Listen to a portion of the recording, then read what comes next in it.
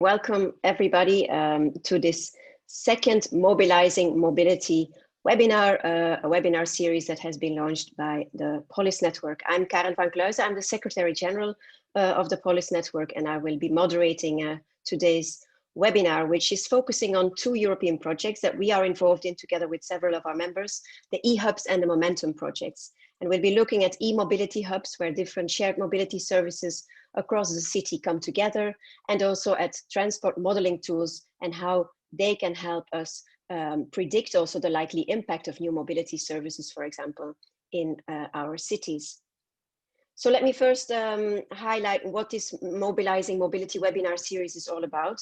What we want to do is bring European research and innovation closer to the local level, and to make sure also that this research and innovation doesn't stay put on a shelf, but is turned into local action, so that these new solutions are properly integrated into local urban mobility policies, because that's what Polis is all about as well. We want to bring innovations to our cities and regions in the transport field. So just looking ahead, we had our first webinar on Tuesday. We have the second one today, but also in the coming weeks, every Tuesday and Thursday, we will be covering a wide range of projects and topics, which I hope will be interesting for you. Feel free to join whenever you are triggered by the theme that you see advertised. All information is also available on the Polis website. Next week, we'll be featuring the European Mobility Week and how campaigns can help promote zero-emission mobility solutions. And on Thursday, we will be looking into parking issues. Now, just before we really start this webinar, a few practical announcements. So this meeting is being recorded, not because we want to use anything against you, but we want to make this webinar also available to people who cannot join us today, or maybe if you want to listen back afterwards, it will be available on our website. It will also be sent to you after this meeting as soon as we have processed everything. We kindly ask everybody to keep its microphone muted when you're not speaking, so that we don't have any background noise. And for the participants, we invite you to write your questions in the Q&A box, which you find as one of the features on this webinar tool.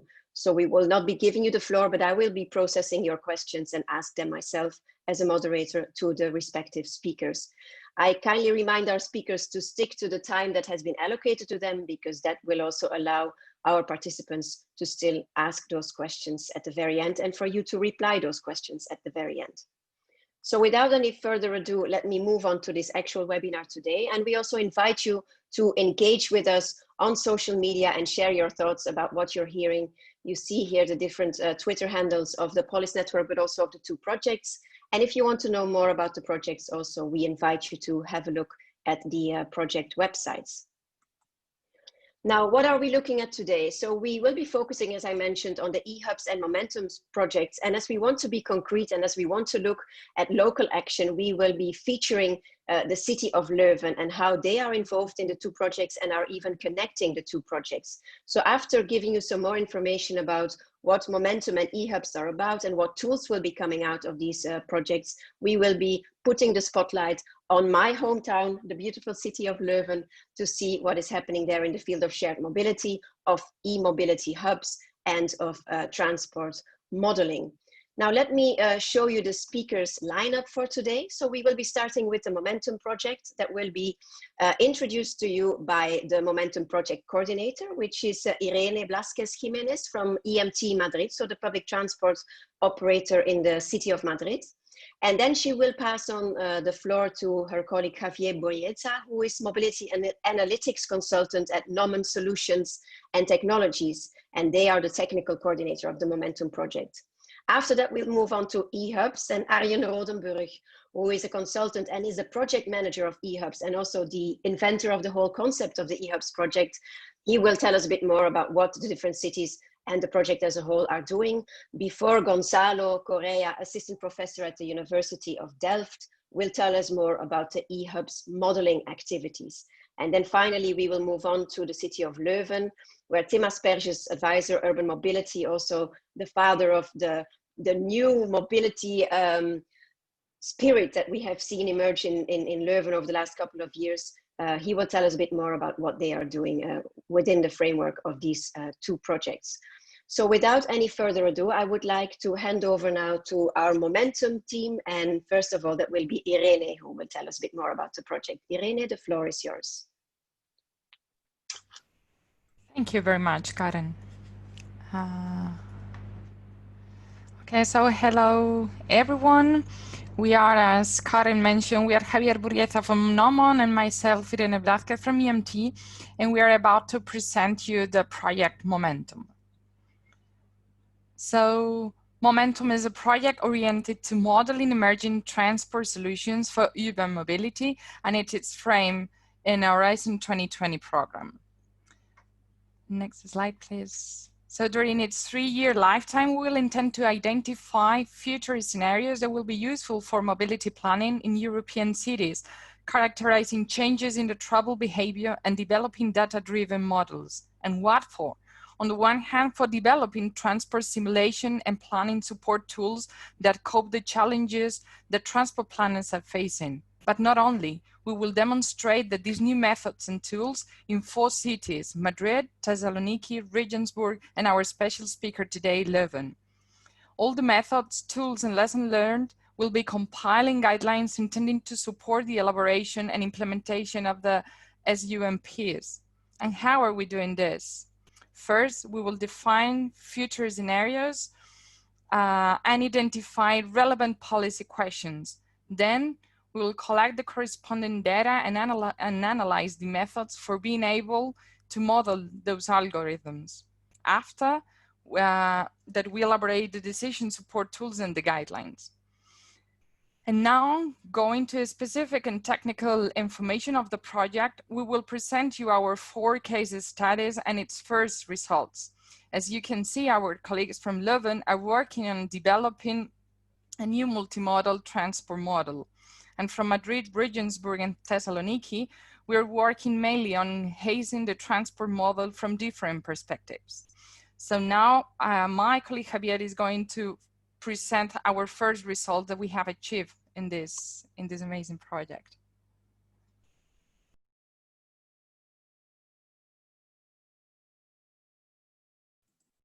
Okay, hello everybody. As Irene was mentioning, I will briefly explain to you the results that we have by the moment in this project and the aspects we are working on with in these months.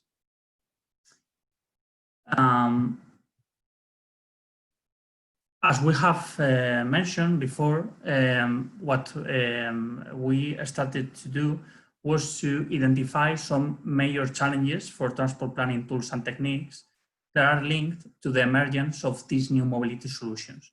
We did this through a stakeholder engagement process where we conducted 2 workshops with policy-making experts and also with transport modelers, and a Delphi poll where we engaged up to 16 experts in transport modeling. The process started by defining some alternative futures for European cities, some plausible scenarios that help us to identify which will be these challenges.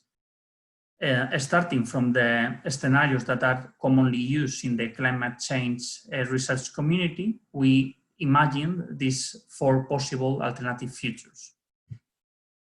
With this, we came to experts to pose some questions to them about which will be the expected evolution of shared mobility services, on-demand transportation services, and other innovations. Taking into account these future penetration rates or changes in car ownership, etc., we gather some requirements that the planning tools and techniques will need to have in order to cope with these challenges. This process was very interesting. We have many insights from it, and here I would like to summarize them a bit. First of all, we found several consensus areas among experts to the integration of shared mobility services and other emerging mobility solutions in mobility as a service platforms. Also, we identified as fairly unlikely the extension of urban air mobility services to passenger trips. And something very interesting for the case we are discussing today, for the concrete solution we are looking at today, public space consumption was seen as the most important adverse impact of these new mobility services. So probably we will discuss it during this seminar, how solutions such as eHubs can help to overcome this challenge. Finally, we also detected that it's necessary to develop a more disaggregated approach to modeling in general to cope with these new mobility solutions.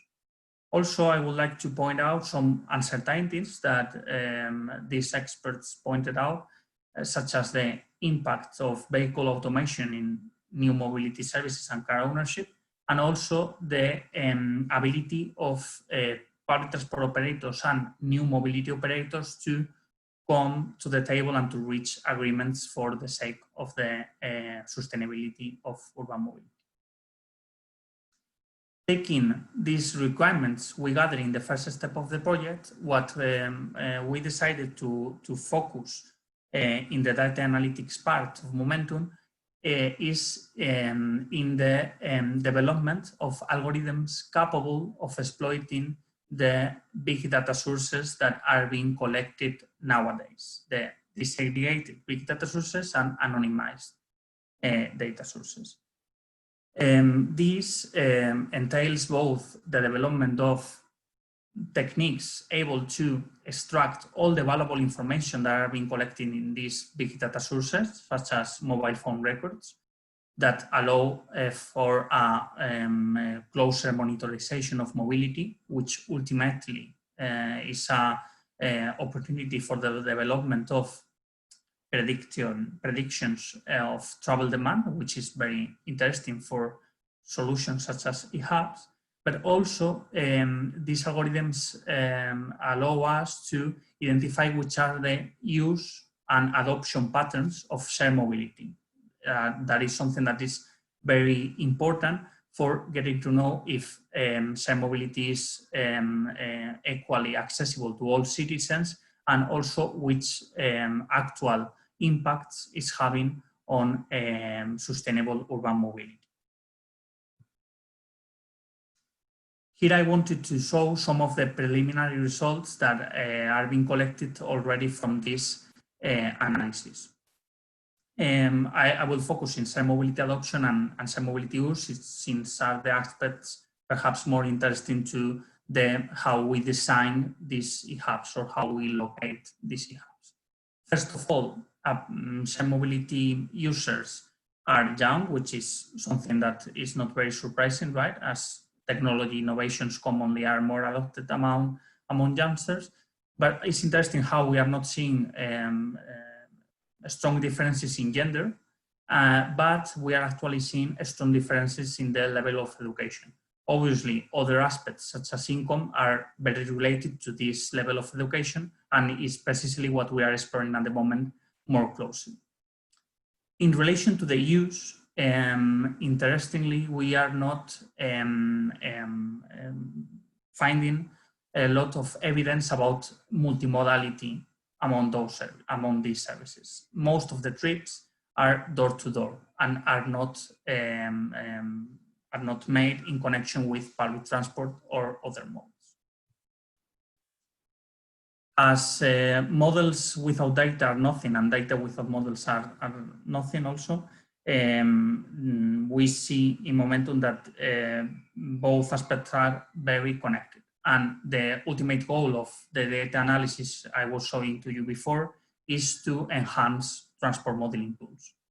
This can be done through several ways. We think that the use of artificial intelligence techniques in the transportation sector has not reached its potential enough. So we think that probably these techniques will help us to identify some latent variables that will probably be very useful for improving the current techniques we have for transport simulation and developing more disaggregated approaches that also are able to cope between the strong interaction that we can see in these shared mobility services between the supply and the demand.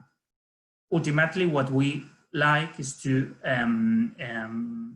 provide cities with tools capable of predicting the demand of these eHubs and other interventions that the cities may want to do under different scenarios. That's the most interesting application of modeling. This part has just started a few months ago, so stay tuned for incoming results, and do not hesitate to make us any question at the end of the webinar. Thank you very much for your attention. Thank you much, Javier, and Irene for this extensive overview of what the project is all about, and for sticking to the time limit. Very good. So we will be moving on now to the second project that we are featuring today, which is eHubs. And our first speaker for eHubs will be Arjen Rodenburg. Arjen, over to you. Thank you. Just one moment. Troubles sharing my screen. Well, we just rehearsed. Here's another try. Okay. All of you, good afternoon. My name is Arjen Rodenburg. I'm the project manager of the eHubs project. It's the city of Amsterdam is lead partner of this project, and they contracted me to act as a project manager. With this project, we really aim to demonstrate that shared electric mobility organized in hubs provides a good alternative for private cars. And also we are trying to prove that we can reach a critical mass, because that's often needed when it comes to offering shared mobility to its users. Okay, so what are those when you talk about eHubs? It's really a cluster of shared electric mobility. They mostly use public space. So in a lot of cases, cities need to be involved. And we are trying to provide a good mix of vehicles with appropriate amounts available for target groups in certain areas. So really tailored to local conditions and needs. So eHubs and its vehicles, they are offered in small neighborhoods. So really small types of hubs. But they can also be in city centers, at the edge of a city, or as part of a transfer location. We plan to make available 2,400 shared light electric vehicles, so e-bikes, e-cargo bikes, e-scooters, and some 670 shared electric cars. And these are divided over more than 90 hubs in 7 cities throughout Northwest Europe. And furthermore, we also are making available during the course of this project a toolkit for other cities to implement similar solutions. And our aim is to support at least 20 so-called replication cities. Up until now, I think we will be able to do some more than that even, but our aim for now is 20. And of course, we want to provide evidence that such eHubs really contribute to less cars and also to less emissions from cars. So here is a short introduction of the partnership. We have several cities involved. These are really a mix of larger and medium-sized and smaller cities, because we want to show that those hubs work in every kind of city. Apart from the cities, we have involved two e-mobility providers, which are Cargaroo for the cargo bikes and Urbi for the e-bikes. And for the other shared mobility providers, like for instance, EVs, those will be contracted by the involved cities. Then apart from this, we have the network organizations such as Polis, and they are especially involved in dissemination and involving replication cities. And of course, we have the universities like TU Delft for the transport modeling part of our project. So I think we are halfway now with the project. So we have some midterm results, of course, like a state-of-the-art report with some interesting user profiles, which was also addressed by the Momentum project. So one of the user profiles is really a young and middle-aged man. And you can also see that back in the heat maps as another result. Where lots of the user profile is present, then you could assume that there is a large acceptation of eHubs and a big use of it. And then we also have made a couple of reports on the technical and functional requirements, describing the several types of hubs and what's needed for those hubs.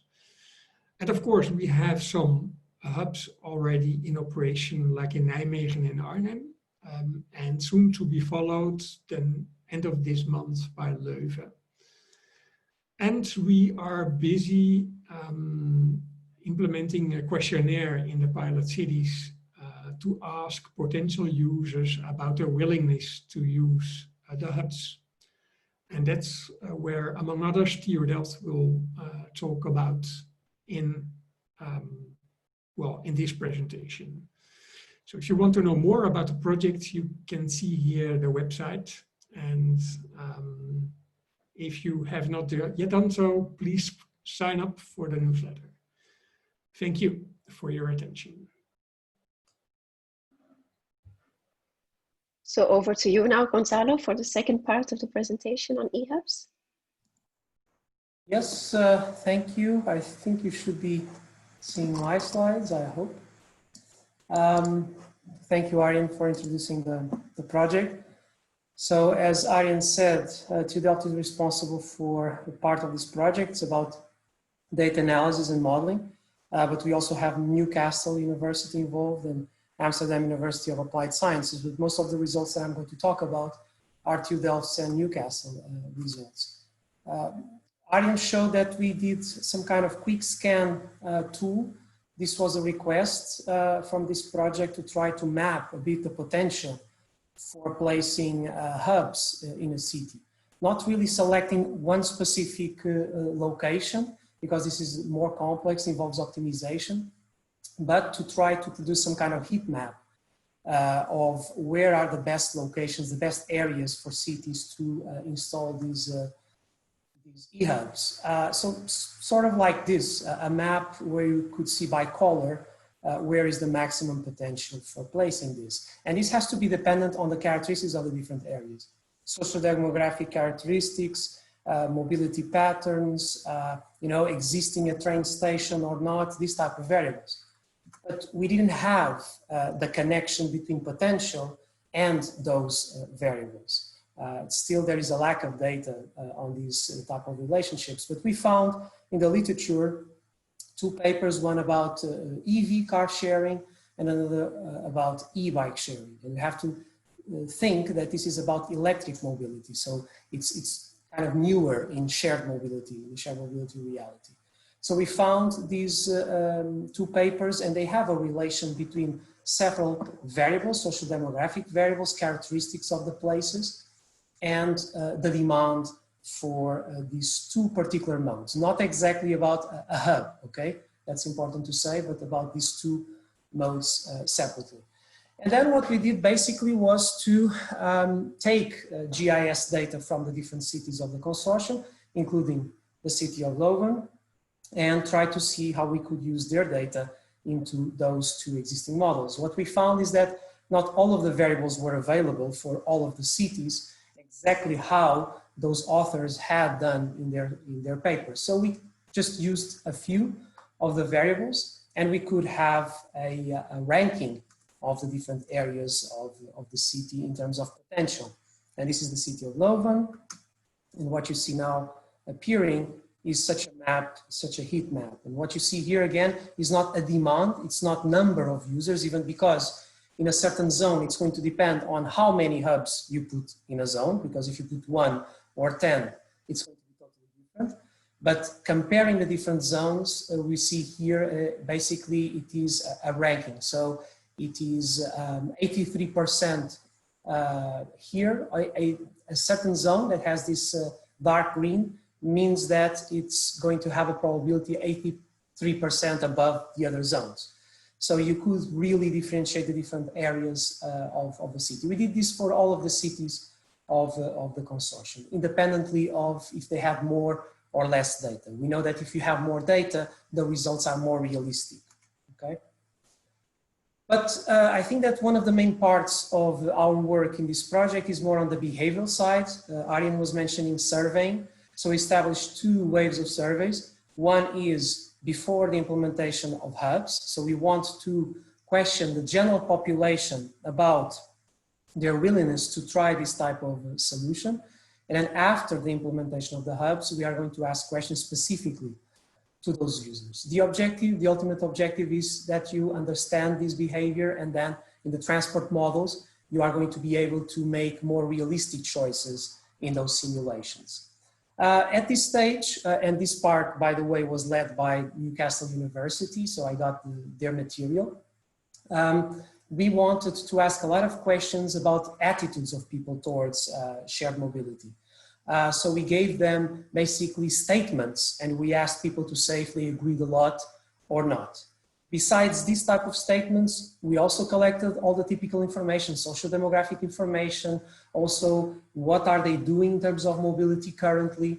And from all this information, we wanted to kind of find clusters of population. Some of them probably are more inclined to use hubs and others are not so inclined, and see how we can bring people to use the hubs. These are the techniques that we use: factor analysis and cluster analysis, and then a comparison of the clusters. Very briefly, we have these numbers of samples from the different cities. I'm only going to talk about the results from Amsterdam because they delivered the data earlier, these 505 answers, so we could do the analysis earlier for them, but we are going to do the analysis also for the other cities. And what is also interesting is then to compare the different cities of the consortium.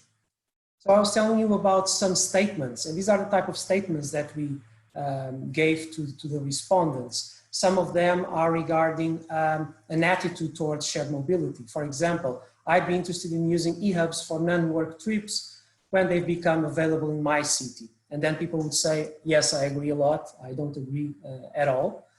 Or I would enjoy trying out and using different electric vehicles from an eHub. But we also gave other things like, for example, pro-environment attitude, which we know it's connected with using shared mobility, and particularly electric shared mobility. A sentence like, I feel a moral obligation to reduce my emissions of greenhouse gases, for example. And about barriers to use these systems. Shared mobility solutions like eHubs are too complicated for me to use. Do you agree or not? So based on all of this information, we could then extract 3 main factors, 3 variables that characterize the different people. Attitude towards shared mobility, attitude towards the environment, and then if you feel there's a lot of barriers or not about shared. We clustered people in 4 main clusters, and then we compared these clusters looking at the characteristics of those people inside those different groups. And, you know, in a nutshell, we cannot go into a lot of details. I'm looking here, I have like 2 minutes to talk about this. But cluster 1 was the biggest cluster, at least for the Amsterdam city, okay? It's this case study that I'm talking about, where it had the greatest proportion of respondents who identify as car drivers. But these people show interest on the use of e-bikes and e-cars.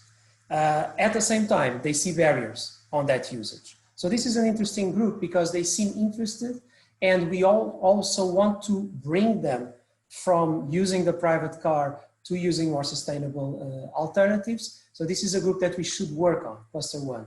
Cluster 2 has a lot of people already doing multimodal trips and cyclists. They show a lot of interest also in this alternative, but their behavior is not so unsustainable. So cluster 3 is about people who are very satisfied with their regular trip, and they have very little interest for the hubs. And there is this last group that is mostly walkers and PT users. They don't show a lot of interest on the hubs, but maybe it's not so much a problem because they are already quite sustainable. So if you look at cluster 1, which is the biggest cluster, we would like to bring those people to use some shared mobility because they are using the private car a lot. So what can you focus on?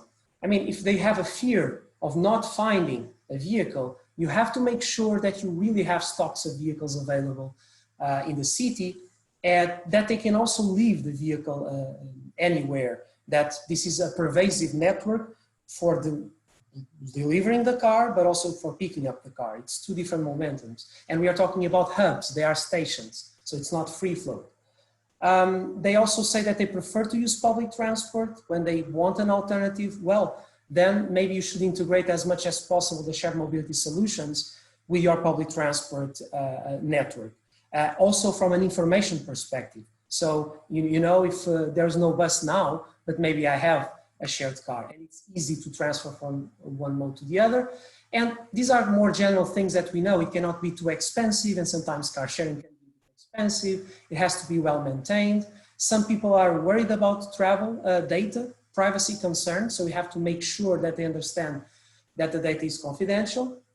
And they really don't appreciate if this process of getting a car is very hard, okay? To find a car and to block that car for me. This should be very easy to pay for the service. Otherwise, they are going to give up quite fast. That cluster, I was talking about the cluster 1, which has the greatest potential. And this is the end of my presentation. Thanks. Thank you very much, Gonçalo. I must have scared you all because you're perfectly sticking to the time frame. So this was the overarching framework of the two projects. Now let's see at how we put this into practice, and that will become clear when we look at the concrete case of the city of Leuven. As I said, they are involved in both projects. So Tim, we're all keen to hear about what is going on in the city where I'm actually currently speaking from. Okay, good afternoon. I will also share my screen. So my name is Tim Asperges, and I am working for the city of Leuven for 6 years now. And what is important within that context is we are a city located at the east of the Brussels region. We are a mid-sized city of 100,000 inhabitants. But what is specifically in Leuven, and this gives also a very powerful dynamic to the city of Leuven, is that we have a very important university, the KU Leuven, with 65,000 students. And we are also within the slipstream of the Brussels capital region, and within the context of spin-off activities and the KU Leuven, one of the fast growing cities in Belgium. So every year we have 1,000 inhabitants extra in our city. And because of that growth, we also face with the challenge of congestion. And a key element, which is a red line, or let's call it a green line in Leuven, is that we have the ambition to become a climate neutral city by 2030. And for that, we have started up with a very high level cooperation model within the context of Leuven 2030, where university, is partner, where business is our partner, where citizens are partner.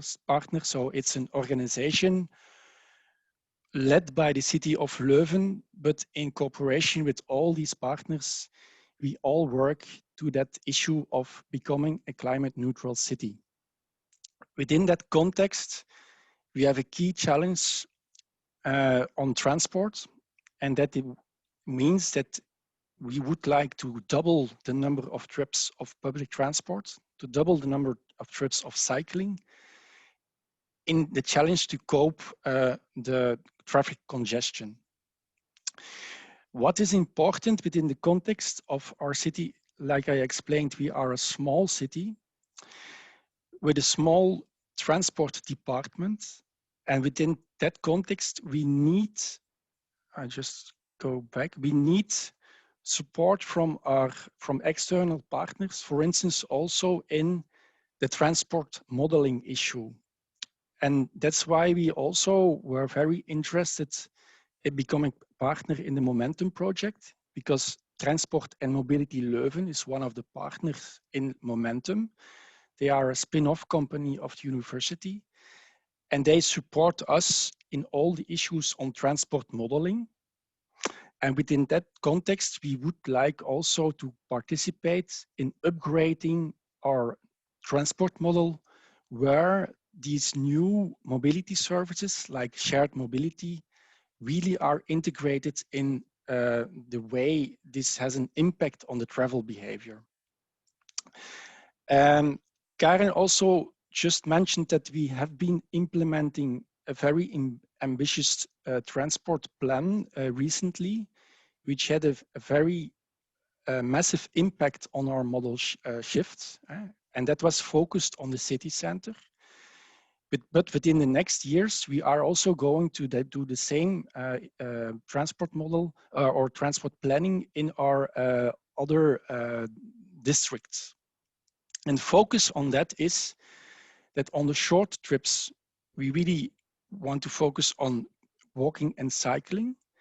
But within the challenge of decreasing the car trips, we really take the choice of having the shared mobility services in combination with public transport. And in that perspective, it is important that the recent years or last years, we really have been put a lot of effort in having an increase of car sharing and also bike sharing, which I explain later. But regarding the car sharing, at this moment, 3 in 100 inhabitants are doing car sharing in Leuven. And like in many cities, car sharing is really increasing drastically. In Leuven, 20% per year. Within the context of e-car sharing, that's quite new, because at this moment we have around 204 cars that are in car sharing systems.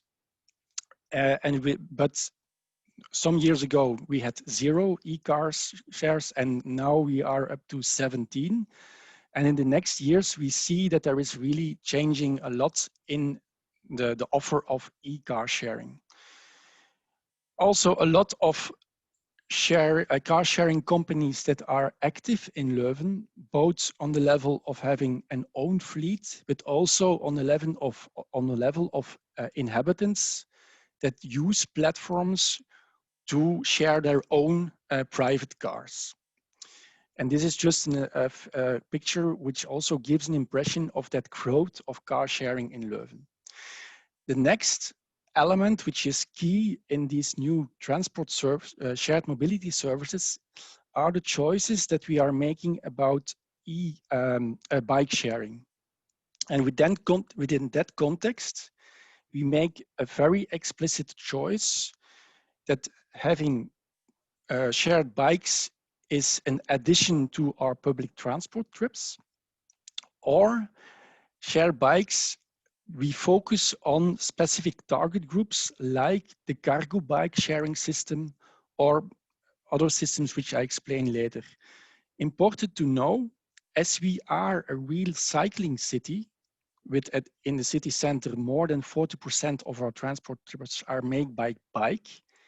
We don't have the ambition to change our private cycle trips by shared bikes. That's not the intention. No, the shared bikes are really an addition in our public transport system. We have a back-to-one system, bike sharing system, the Blue Bike, which is connected to our main public transport hubs. We do have a specific sharing system for children where inhabitants can share a bike for children, and when their child is growing up, they can change it by another bike. This means that you don't have to buy every year a new bike for your children, but you have a full service package of a shared bike for your children. Also, for schools, we offer a sharing system. Also, within the city of Center, we have a buggy booker where people that enter the city can use for free a buggy to visit the city with small children. This is a measure that where we emphasize that people can use the bike to come to the city center and have their small children on the bike. But then within the context of the eHub project, we are starting now with a cargo bike, an e-cargo bike sharing system in different neighborhoods. And so that's more or less the offer at this moment. In Leuven, we explicitly don't choose for free-floating bike sharing. As free-floating, there is only one transport mode who can claim free-floating, and that is walking. The pedestrian is the only one who is doing free-floating. We really want to offer specific space to our shared mobility offer. And that space is now called the eHubs. In the eHub project in Leuven, we call it the Mobi Points, where we have selected in the neighborhoods the different spots where we will offer the complete service of the different shared mobility services. On these Mobi Points, which we are implementing now, we have the ambition in Leuven to have 50 Mobi Points within the context of the next 2 years. We will cluster all the shared mobility services, but for instance, also the letterbox system in the e-commerce issue. We did a lot of communication and participation with our citizens, where also the citizens were involved in detecting where we would like to have that Mobi point. And at this moment, we are preparing the implementation of different points in the city center. What is important within that whole context is that for the shared mobility providers that are queuing to start acting in Leuven, that we have defined service levels, and they have to fulfill these service levels to get a permission to use our public space. And what is a key element in that is that data on using these transport modes is given to the city, and that we can use these kind of data also to use in the transport models which are being developed at this moment. Also within the context of MAAS, we have a lot of data where we also organized some service levels that MAAS providers can get some third payment services from the city if we get the data which we need in preparing our different mobility plans. I have the feeling it's blocking now.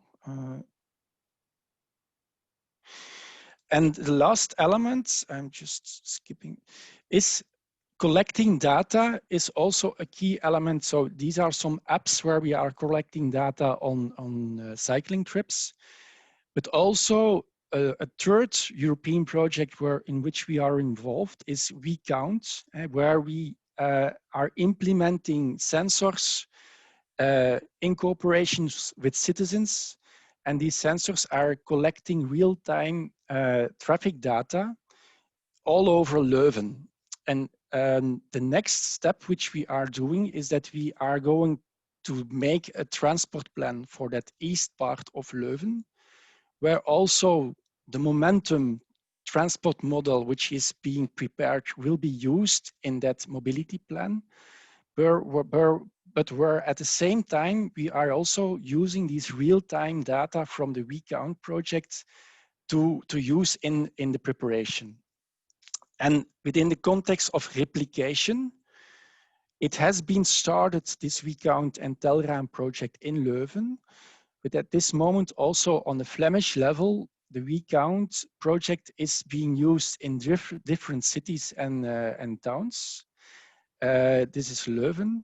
And within the context of the eHub project, at this moment also on the level of Flanders, different cities are also implementing the Mobi points like we have been prepared now in Leuven. End of this month, we have our car-free day. And then also the Minister of Transport of the Flemish region, she will open the first 15 Mobi points of the city of Leuven. But at the same time, she has also launched an investment program of 100 million euro for the Flemish region to really realize these Mobi points or the eHubs within the context of our project. That's more or less the context between the both of these projects and why we are involved as a partner.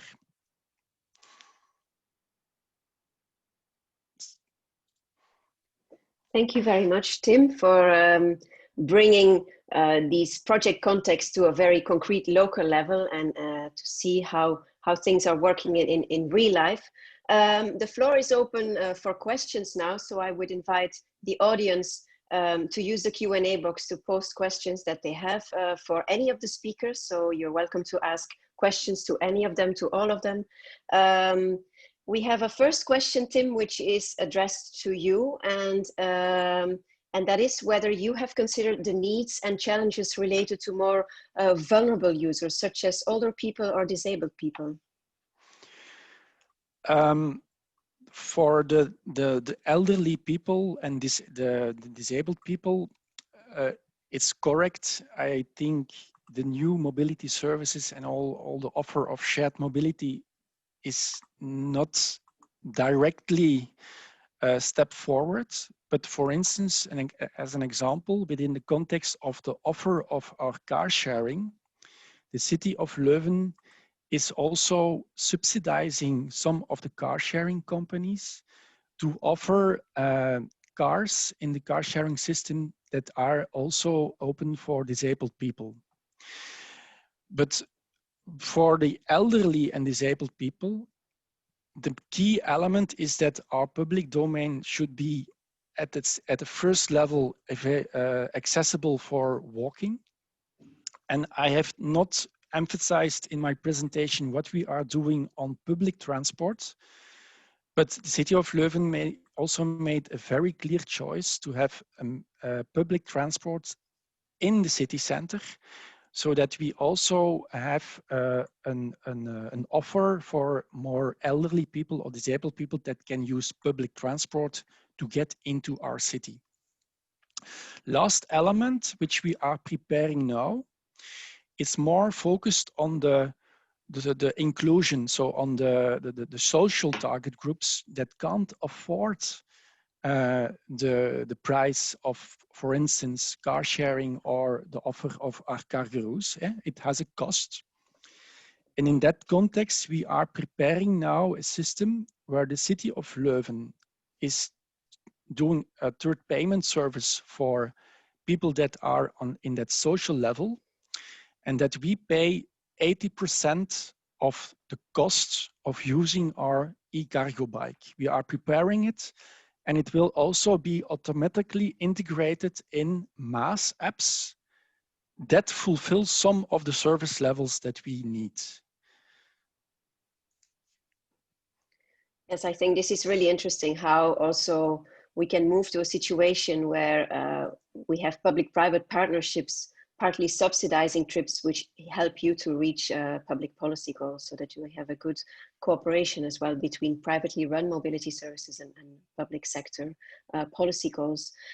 We have another question not specifically addressed to you or the eHubs coordinator, so I'll ask both of you to consider an answer, and that is, what factors should be taken into account to determine the proper location of the eHubs? So maybe we can both ask Arjen and Gonçalo, as well as Tim from the local context, to shortly reflect on that.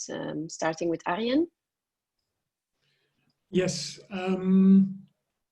it depends on a great deal of things, of course. You could choose to locate the eHubs at those locations where public transport is really scarce. But you can also combine it, for instance, with a location where a lot of cars are parked at the moment, but you want to get rid of them. And then you have to make sure that there is an alternative. So I cannot really provide a clear answer. When you're asking the same question to a shared mobility provider, it will be where the demand is high, you know? So there are several answers to this question, I must admit. Yeah. Gonçalo, is there anything you would like to add? Yes, I think that, of course, I agree with what Arjen is saying. It's about demand.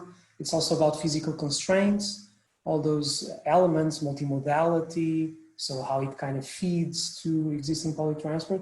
But besides that, sometimes people forget a bit also the side of the operation of the system, so the company side.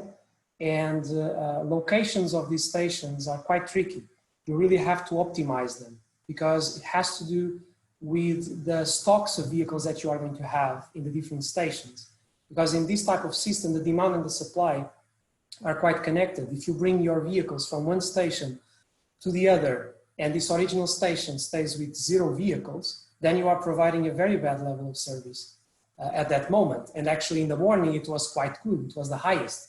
So this leads to very tricky optimization problems that you have to solve in real time. And this is what the companies face a lot, is how to micromanage this type of systems. And then you have, you know, you have to clean up a vehicle, you have to send a staff member to clean up the vehicle. All these things are going to be connected with the network that you decide on putting in a city. If it is more central, if you are also going to touch the outskirts of the city, it has a lot of implications on costs and returns that you are going to have. Tim, anything you would like to add from the side of Leuven? Yeah, within the selection of the different eHubs in Leuven, but also in the region of Flanders, where we have also a method, we have defined different levels of mobile points, and they go from an inter-regional level to a neighborhood level. So on the highest level, the selection is done as they are integrated in a transport network, and on the main interchanging points like railway station or bus station, we have an interregional or a regional mobile point. On the level of the neighborhoods really, and the citizens really have to give the interest in that they would like to have these kind of shared mobility services. And there is much more involvement of our inhabitants where we are going to locate the mobile points. Generally also linked to this previous question, what is the feeling about the potential of these services in suburban and even rural areas? We've been discussing this issue quite a lot also within Polis, and we see that all these mobility services tend to go to the city centers and want to offer their services there where they see the most potential business. But usually also those city centers have very good alternatives in place, or at least in many of the big cities where they tend to go to. What about underserved areas where there is a higher level of car dependence? Aren't we overlooking the potential there? Of course, at the same time, we know that there is a business model challenge, but that might also be solved, I would think, by introducing new forms of public-private partnerships, as I mentioned earlier. So any views from Arjen, Gonçalo in that respect, or Tim? Gonçalo? For sure have a view on this, because I have been insisting in the last years trying to study more of these low density areas or low demand areas, and how car sharing could make a difference, because we know we cannot provide a bus every 10 minutes in certain areas. It's impossible economically. So a partnership is possible, and we have already some cases in the United States where transport network companies like Uber and Lyft are providing first and last mile to train stations. So there are some agreements already out there, but it's always a bit tough, because you know, the thing is that the companies want to have a profit, and you're already proposing to them something that needs to be subsidized. It's dependent on subsidy. So all these discussions of what is the value that is a fair value for subsidizing such a kind of service is an issue. And then people start asking, why shouldn't we subsidize the bus instead of the private company? So there's discussion, but for sure that I think it's important to assess this possibility. But I think that, for example, big companies like Car2Go, they tend not to prefer to go to the outskirts. This is what my experience. Anyone who would like to add something from the panel? Yeah, I would like to add. So also in Leuven, we really have that challenge where the city really would like to have also a car sharing offer or a bike sharing offer in the less lucrative areas of our city. And it's correct, the private companies that are offering the service, they need to have a closed business model. But within that context, we are launching first a call for having a permission to launch the shared mobility offer, and they get a permission if they do it on all the spots where we ask it. And within all these spots, within all these mobile points, there are also neighborhoods where it's less interesting to make a business case, but there are of course also spots where it is really interesting to have a business case. That's the first step which we do in Leuven. Mm-hmm. If there are candidates that want to do it only with the permission, and with the permission, then the city is not paying for a part of the exploitation cost, then we are lucky, then we do it like that. If the market says to us, we are not interested, then we have to go to the next level and to launch a concession. And I am honest on that. We are now in the Interreg project where we have an e-cargo bike. We are lucky that we can test with this e-cargo bike with a closed business case where the price is acceptable for the user, because Europe is putting some money in the bucket. We are also aware that when the eHub project will stop, that an electrical bike sharing system or an electrical cargo bike system is only it has a closed business case if the city will pay a part of the exploitation costs. That's for these two type of vehicles. Within car sharing, the market is already much farther. Within normal bike sharing, the same. And that's why I suppose within Leuven, but also in Wendy city, a lot of cities, there will be different types of models between private and public sector, how we cooperate with each other. Yeah, indeed, we are still at the beginning of this exercise or of exploring the potential of these new types of partnerships for sure. And I see in the comments that someone is also raising the possibility of working with real estate developers, for example, or with parking operators to co-fund maybe or co-decide on the implementation of hubs. So we have come to the end of our webinar. It's 3 o'clock and I don't want to keep you longer than we had promised.